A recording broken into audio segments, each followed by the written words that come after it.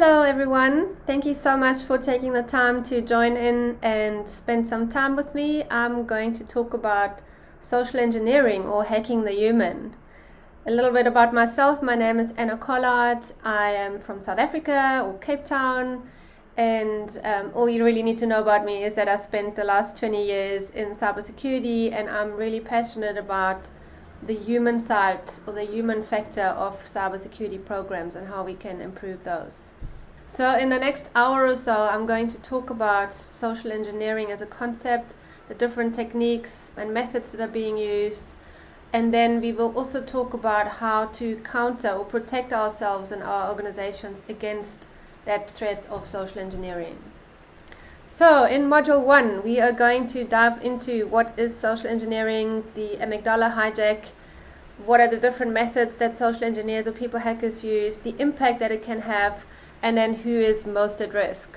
So cyber criminals who are inherently lazy, like all criminals, they will go down the easiest route. And the question is, why having to hack or break through sophisticated technology if it's so much easier to hack a human? And why is that?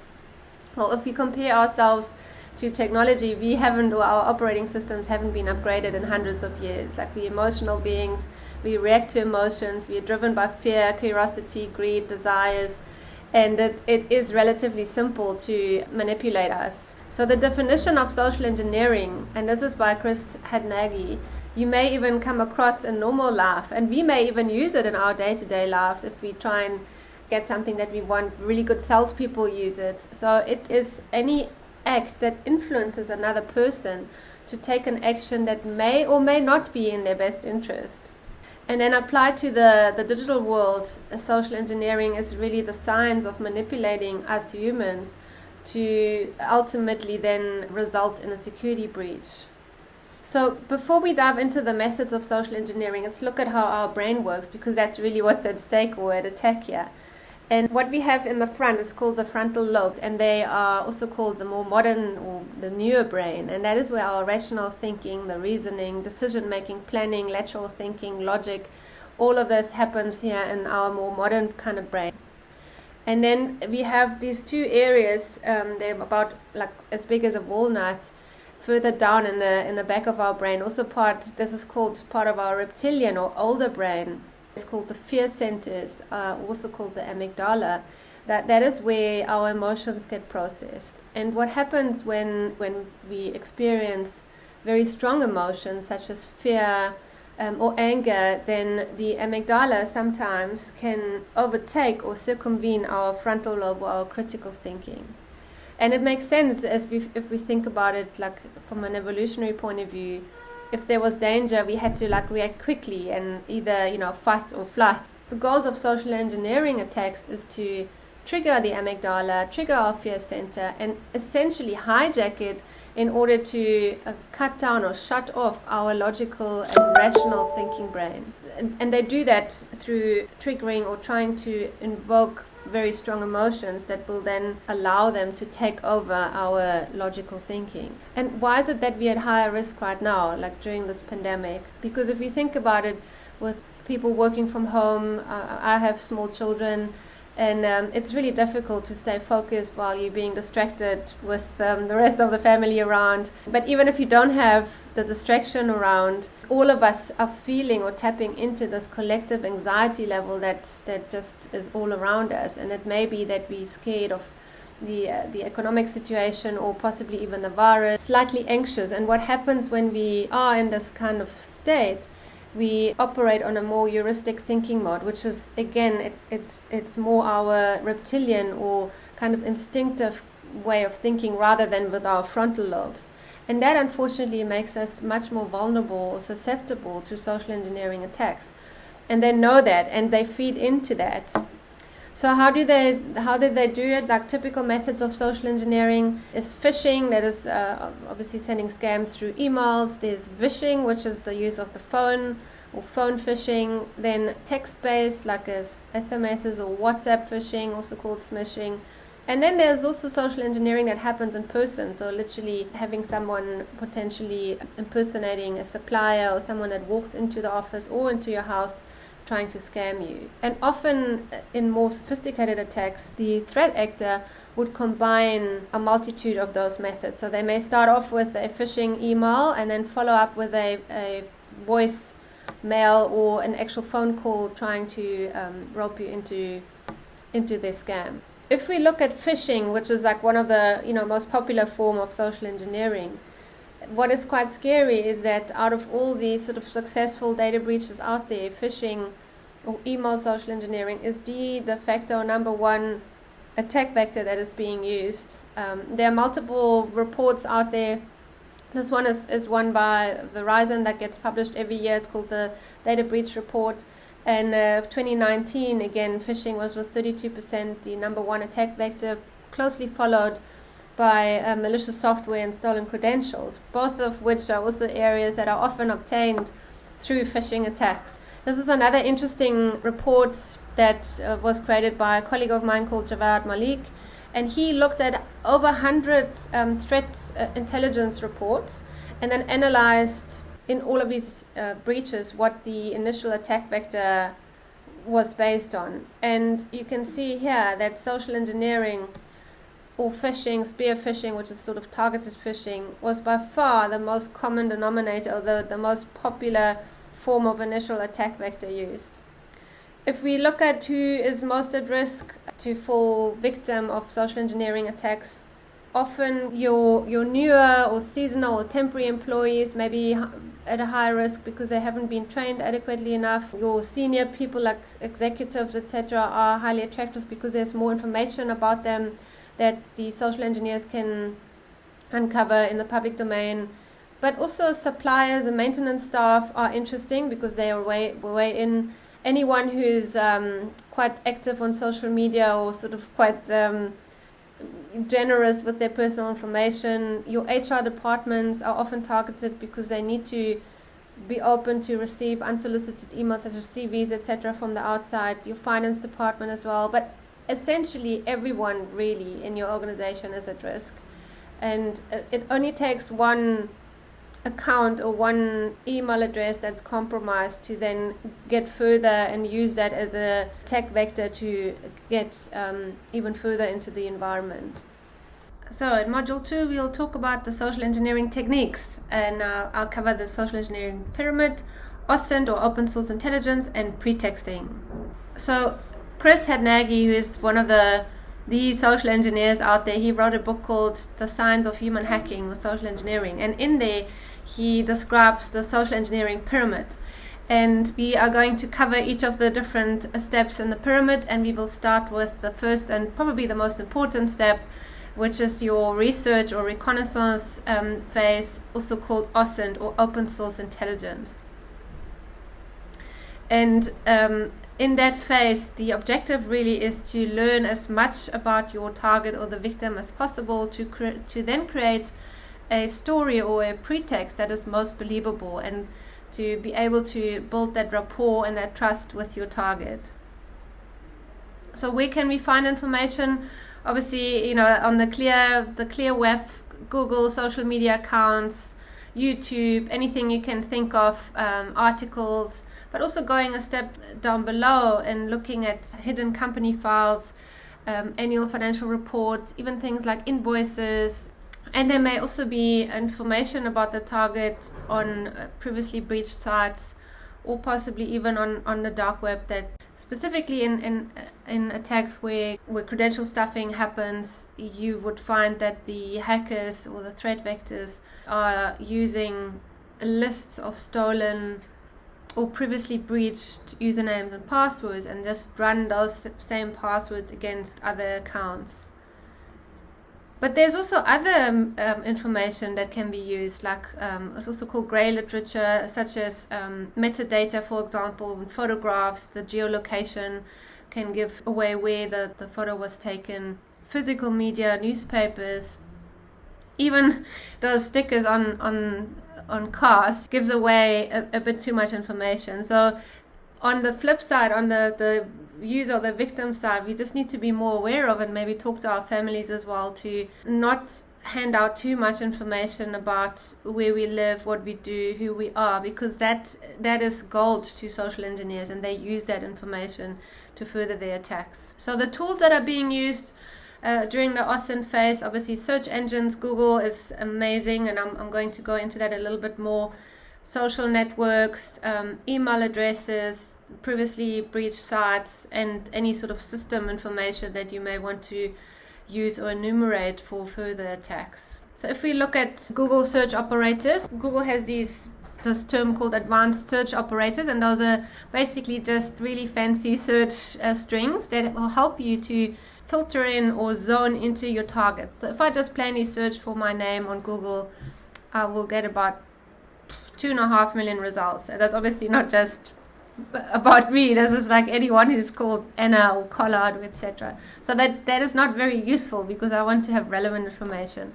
So I may know that the target works at a certain company. So I may just, in my case, know, hey, she works at knowbefore.com, and then you will put quotes around the name to make sure it's just information that is really about that person, and then hit enter, and there we go. Now I have 21 results versus 2.5 million. That is much more relevant and very specific to that particular target.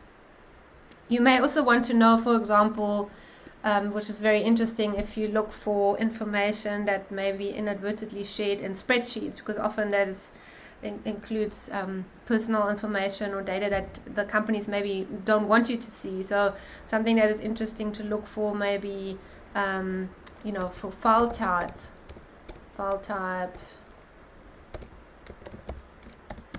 spreadsheets.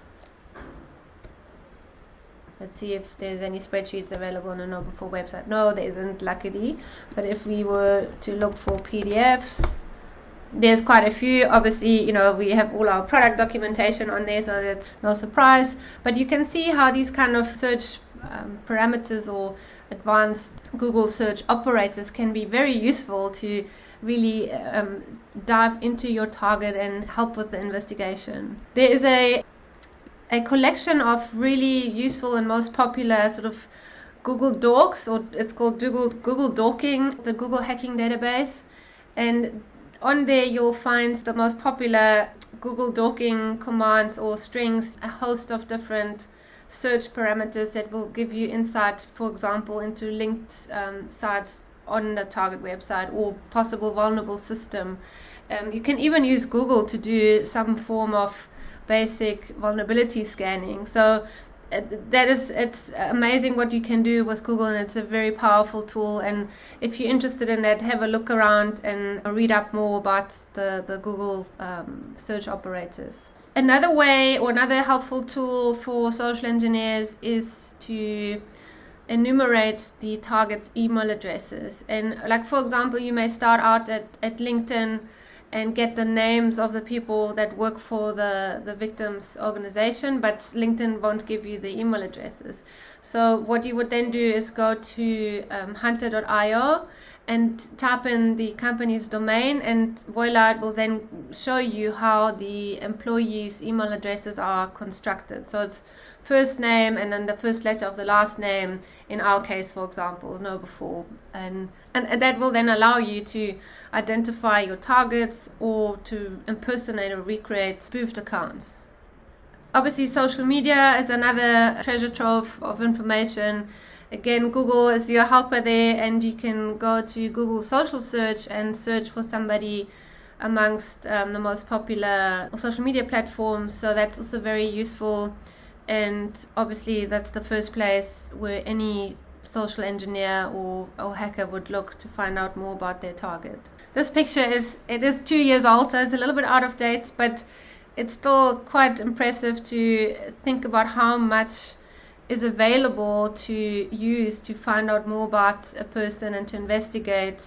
Like, for example, Shodan is an incredible site that will uncover any sort of internet connected devices, from Internet of Things devices, video cameras, etc., that may be of interest. There's also a OSINT framework that was created by Justin Nordin that is really quite cool. I'm going to show you that quickly. The OSINT framework is like a massive mind map with tools and tips on where to find information like email search, as I mentioned. I think Hunter should be there we go. People search engines, registry. So there's a lot of information that has been collected by Justin and made available, business records, geolocation. So if you're interested in this topic, I suggest you check this out. It's really worth your while, and there's a host of good stuff there. Very important also on the documentation side is to sort of keep track of everything that you find. And there are different tools, again, that social engineers use. Hunchly is sort of a commercial software. I've also heard people using Cherry Tree and even Discord and Trello just to keep track of all the findings, because if you start going down the research phase, you can find a lot of information and you may actually lose sight of it. So it's important to be organized and keep it all documented. So a few final notes on your OSINT or the sort of research phase.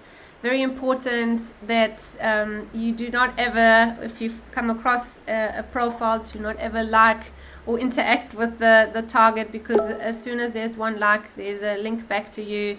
A lot of the ethical hackers or social engineers would use virtual machines or some sort of isolated systems, burner email accounts or fake accounts, just to make sure that it can't be linked back to you. And then I mentioned to get organized, and especially as an ethical hacker, or if you do a social engineering exercise, to keep track of your investigations and whatever you may find in some sort of organized manner. The second phase, so once you've done your research or the OSINT phase, then the next phase is the story development or the pretext development. And there it's really important to think about, okay, what kind of story will be most believable by the target, and also easiest for the attacker to play out. And there's actually a great leadership quote by Harry Truman, who says that a great leader is someone who can get people to do what they don't want to do and they like it. And that's really what good social engineering is all about, is to, in a way, influence people to do things that they may not ordinarily do, and using different psychological tricks to get them to do that.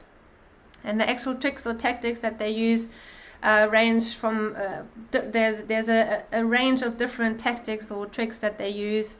One quite popular one is to use authority or impersonating a CEO or management, for example, as well as even in real life you would see con artists dressing up as police officers, doctors. Anything that portrays authority does actually help you to influence people. They're just more compliant when they see an authority figure. Commitment and consistency is another technique whereby the attacker will try and get you to divulge, for example, a small piece of information, and then they will consistently use the same story to get you to commit. And once you hooked, you basically will be more likely to divulge more information or be roped into the scam. Liking, people just tend to relate more to people that are similar to them, so the con artist will often try and find some sort of similarities or reference points that both parties like. Even physical attraction is something that can be used, like people tend to like aesthetics or something that looks nice. Obligation is very similar to reciprocity, but it's slightly different. That could be as easy as holding the door open for someone, and then the other person feels obliged to do the same for you or for the next person.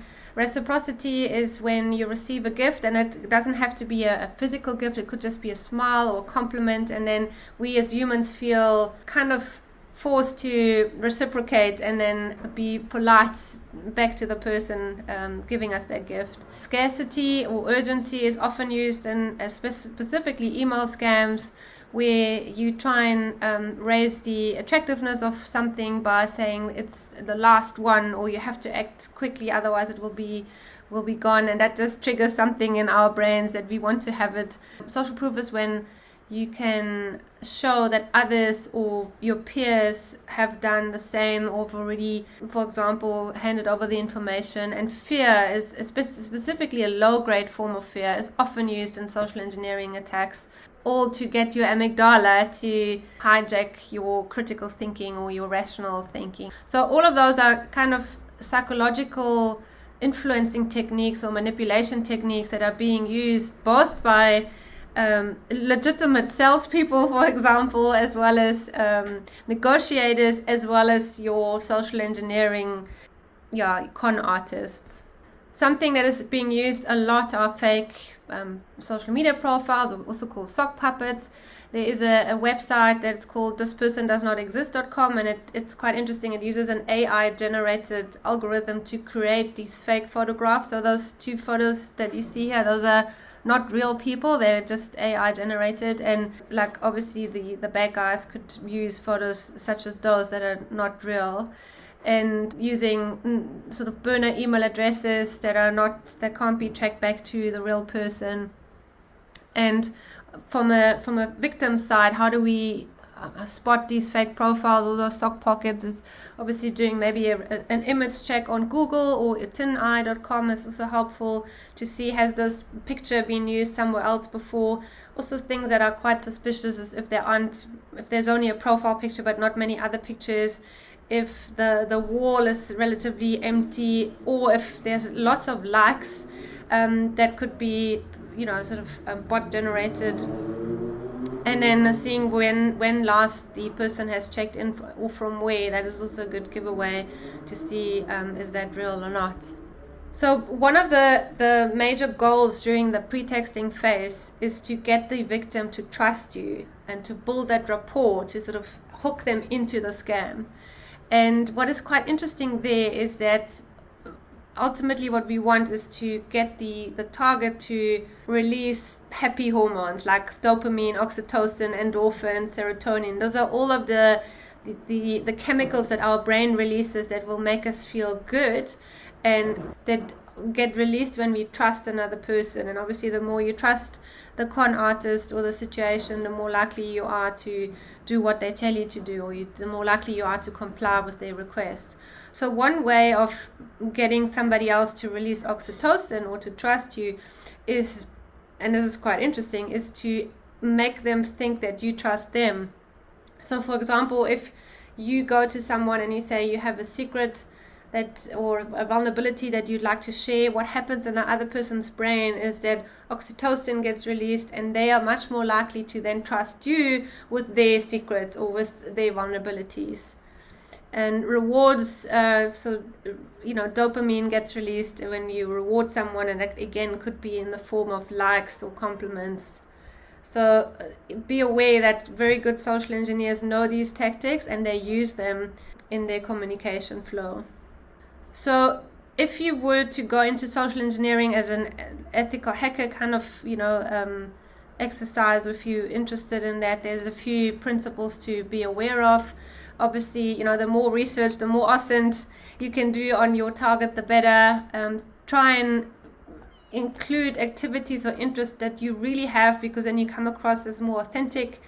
And you can try and sort of mirror by mimicking the dialect or the expression that your target has to become more likable, familiar. The simpler the scheme, the better, because you still want to be able to be spontaneous and not script out the story too much. You have to be on your feet to come up with the right responses. Also understand the level of intelligence of your actual target, like where are they at. Be aware of the local laws. Like there's certain things like entrapment that you can't do in every jurisdiction, so we just have to be careful what can and can't be done. Module 3, Module 2 was all about the pretext and the story, and now we're coming into the actual techniques, like how do we actually deliver the story. So there's the actual attack planning, execution, and then the techniques such as phishing, vishing, etc. that we'll cover. So the planning phase is really all about you've created your research and your story, and now you have to plan to figure out, okay, who will do what by when. And that's really, in terms of the attack cycle, this is where the exploitation phase happens. And that could be, depending on the goal of the social engineering exercise, is either the goal could be to get into the building, or it could be to obtain a username and password to a certain system, or get the user to click on a malicious link or open an attachment, whatever it may be. That is the goal of the attack. This is what's going to be planned out in this phase. To give you an example of a phishing attack, Chris Sednagi, who I mentioned earlier, what he's done is he's conducted an assessment whereby he sent out an email to the internal staff of this company to say that they've won an iPhone, and all they just had to click on a link and then hand in their credentials, and I think 20% of the population did that. And then he followed up that the people who provided their details, he would then call them and take them down the rabbit hole even further. And we're going to listen to now how that sounds. Did your password change? Yes, I did. Okay, excellent. Just wanted to tell you that was really good. That's the way it should have been handled. Okay, yeah.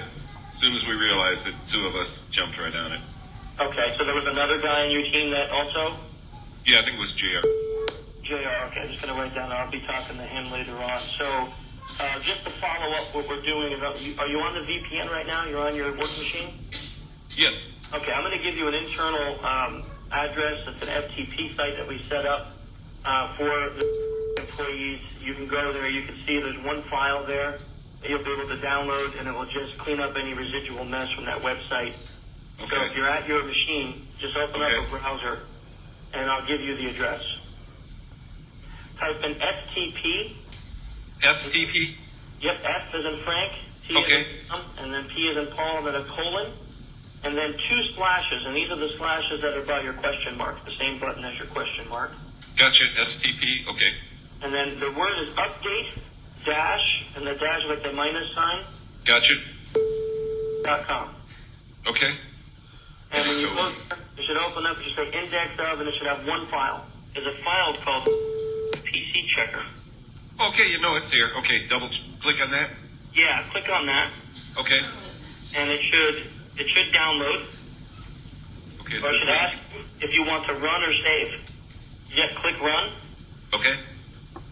And if everything goes good, you should get no alerts. You know, if you have a residual problem from that site, then you'll get a message. But if nothing happens and everything's clean and good, and we're done. Okay, I just got a second thing. It said the publisher could not be verified. Are you sure you want to run this software? Yeah, click OK. Run again? Okay. Okay, that's good. So if you got no error message, then you're good to go. You're clean. Okay, well, thanks for the help. Not a problem. We'll talk to you later. Yeah. So 24 to 25 complied. Okay, so as an organization, how can we protect ourselves and our users from this type of exploit or attack? Obviously, phishing, make sure that your users are aware of this version of attack. Make sure that you have a policy in place that anyone asking for personal information or specific information needs to get verified first. Also, even if it's in person, that there's some physical policy in place that people need to verify who the person is. Don't let them roam in the building, but let them rather wait at reception for the host. And then obviously do ongoing security awareness training to help people spot phishing attacks. Okay, so the last phase is once the planning has been done and sort of you've decided what exploit to use, we're now executing the attack.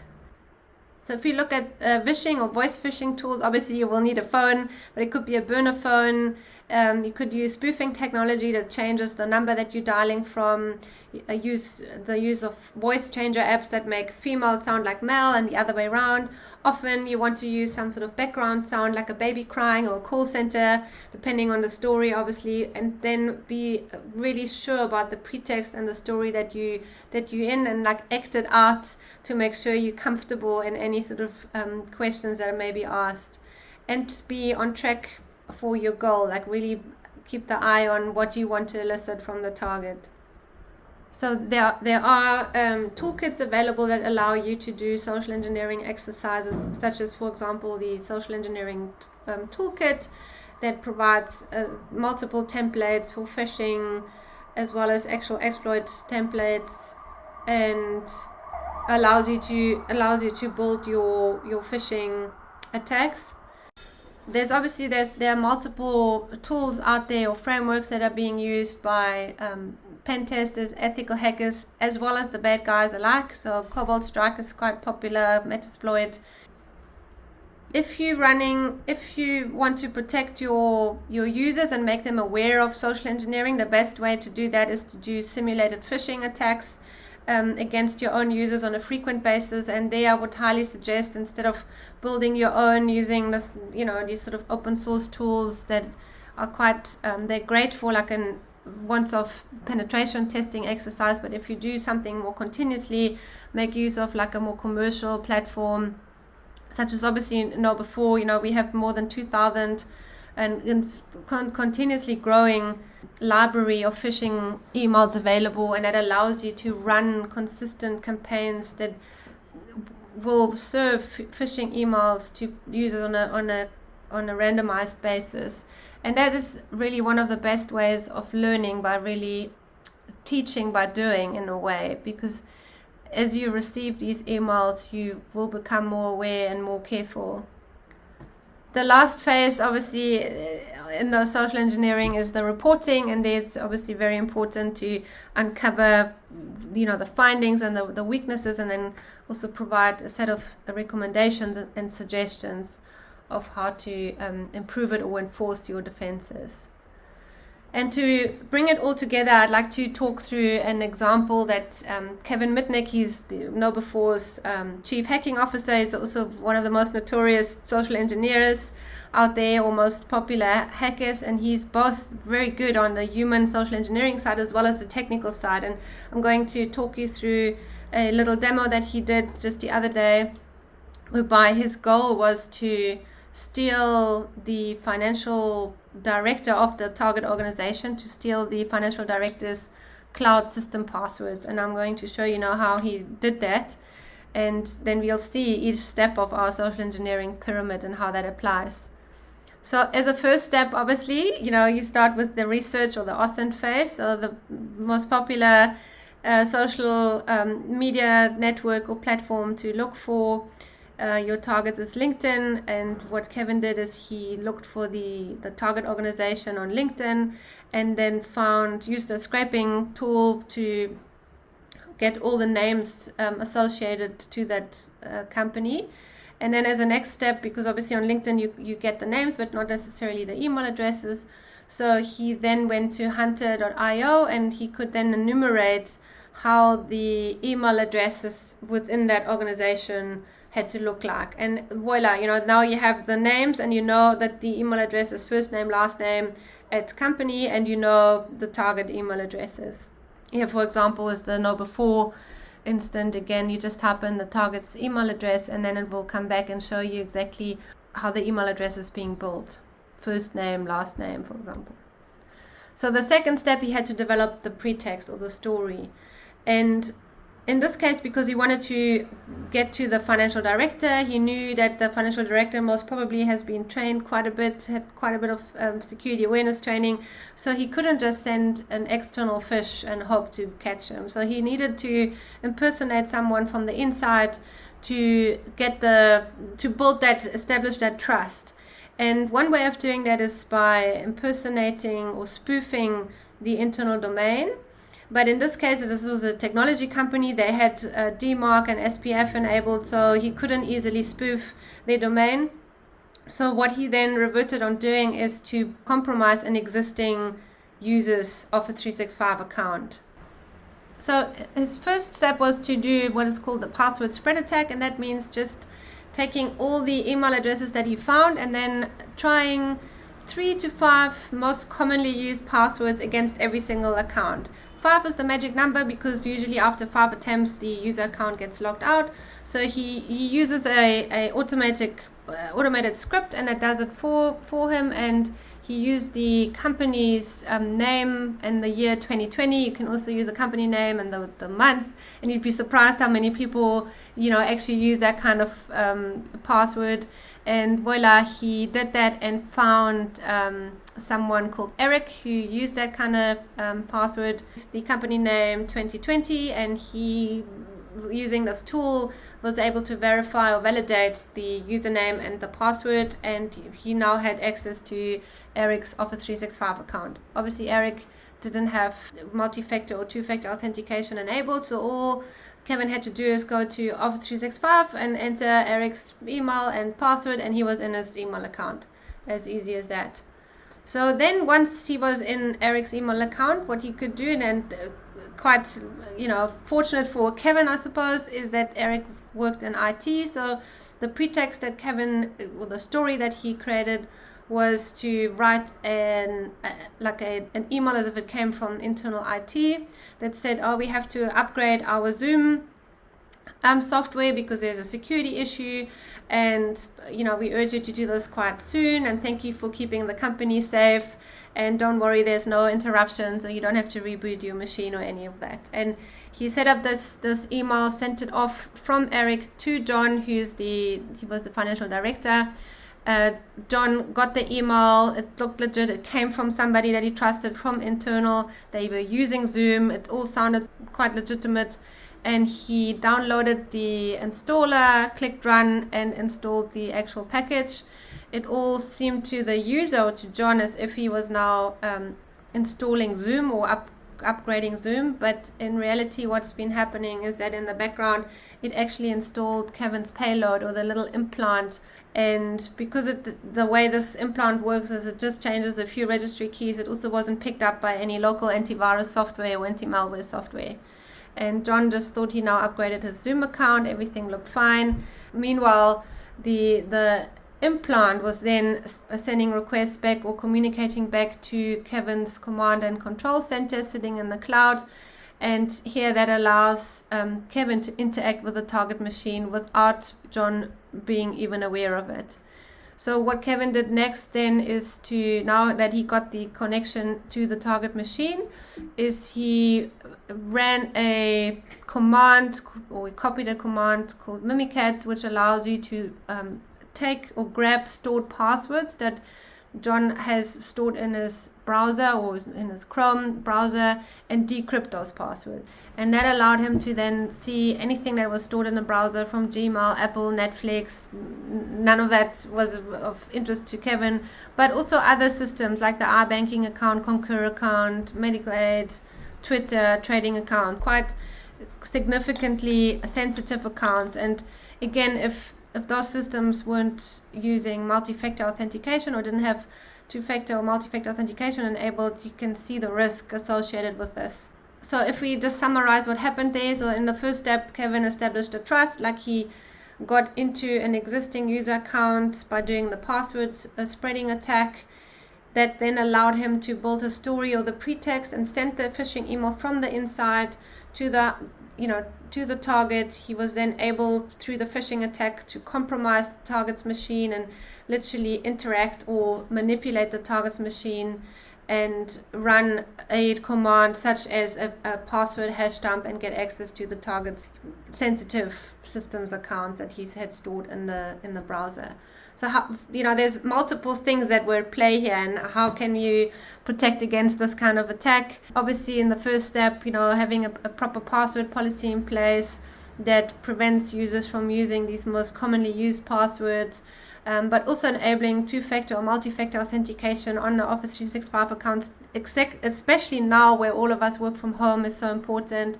Enabling DMARC and SPF on your DNS registries to make sure that your internal domain can't be easily spoofed, and raising user education, like really letting people know that even emails that look like as if they come from the inside or are seemingly legit, if they seem slightly out of the ordinary or something is off, rather verify or double check.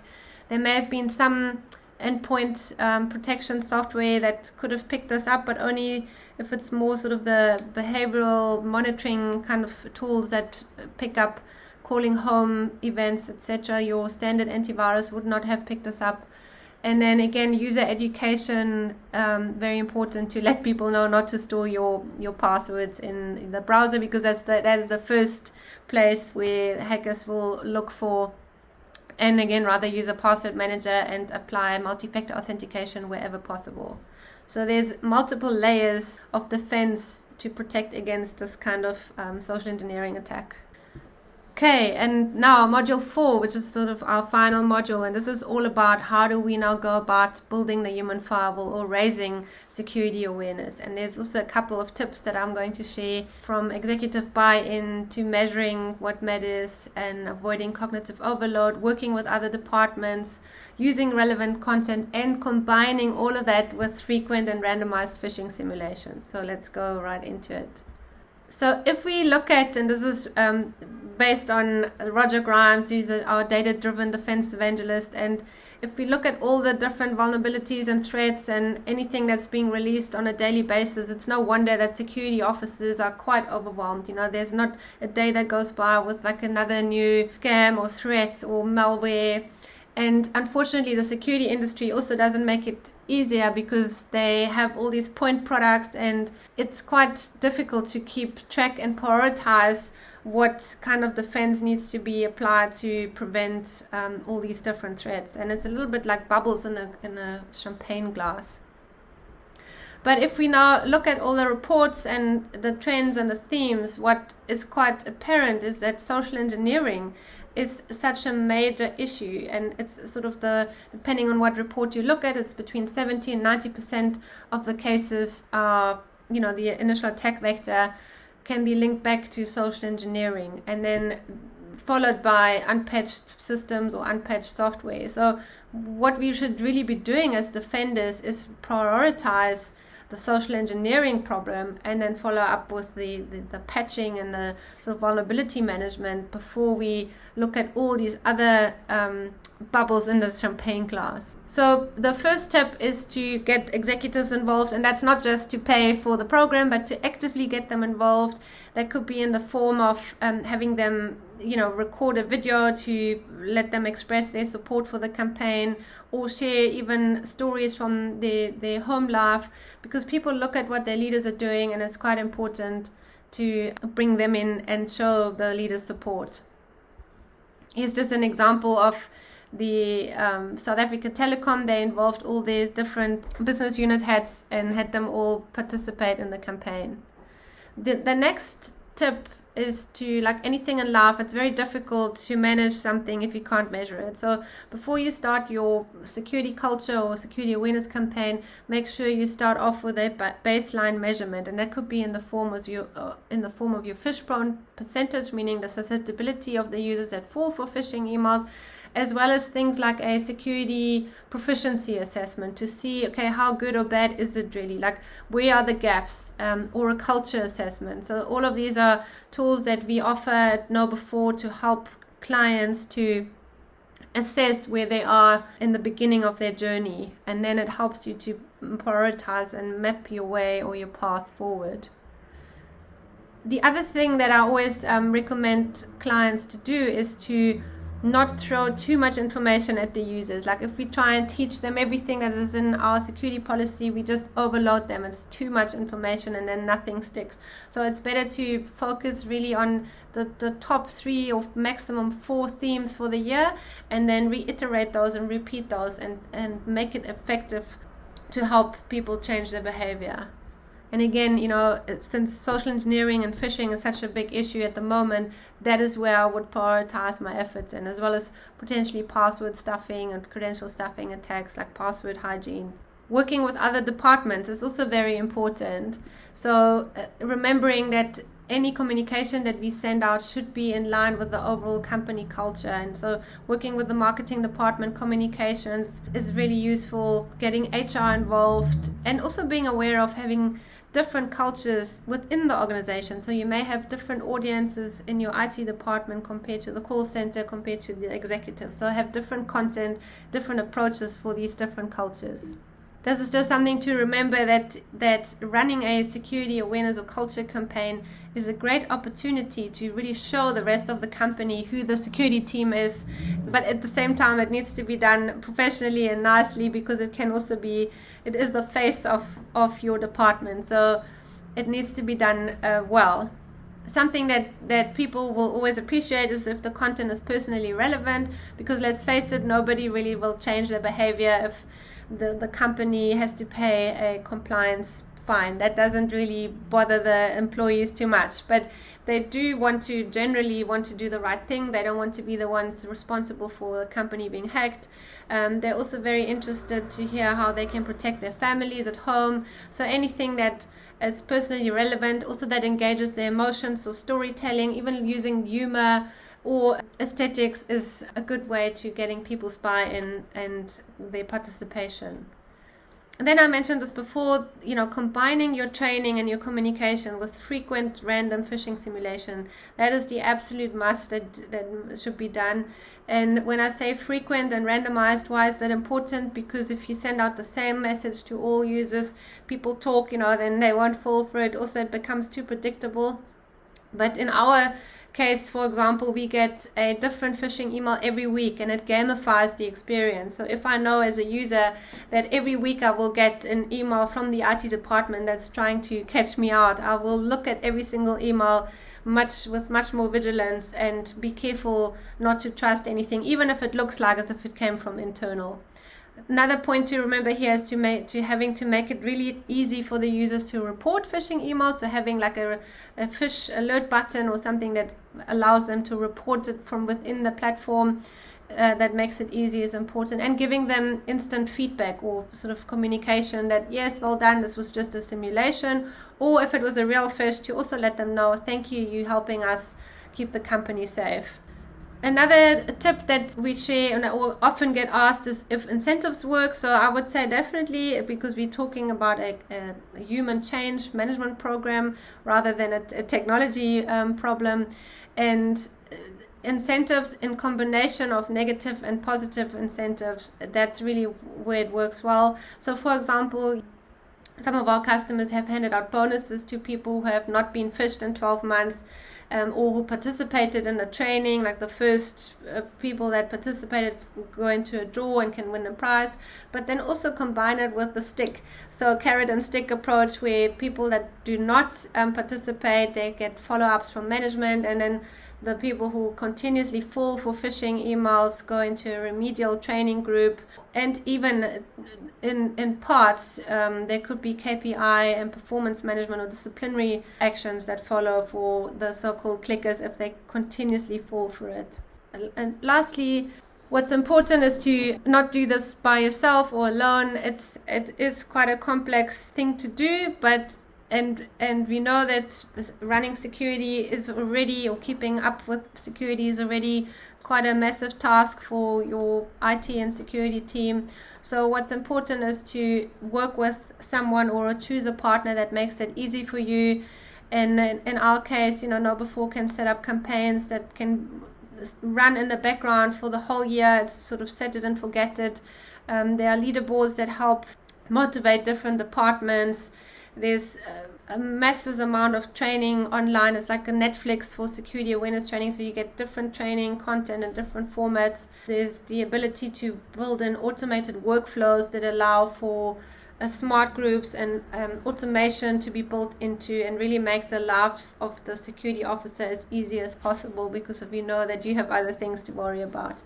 And I guess the message here is, and this is again from a research report that we release once a year called the baseline phish-prone percentage.